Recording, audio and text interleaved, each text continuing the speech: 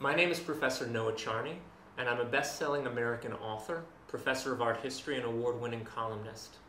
I've been living in Slovenia for a number of years. I came here because the future Mrs. Charney was Slovene, and I love being here, and I love teaching here. I teach art history, and I teach the history of art crime. But since I've come here, I've begun also teaching courses in writing. And for me, teaching is fun. I do it because I enjoy it. Writing is the full-time job. But writing is also a solitary experience. Much of the time is spent in your pajamas, in your living room, just typing away. So I like having that interaction with a larger group of people. I like the performance aspect of teaching.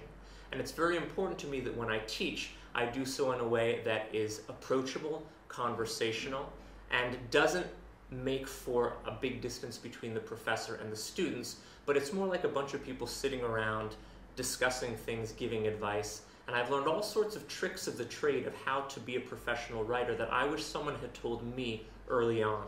And that's why I'm offering these 3-day workshops at the Filozofska fakulteta of the University of Ljubljana to try to give some of this knowledge that I've had to learn the hard way in as easy a way as possible to students interested in writing either for personal reasons or professionally.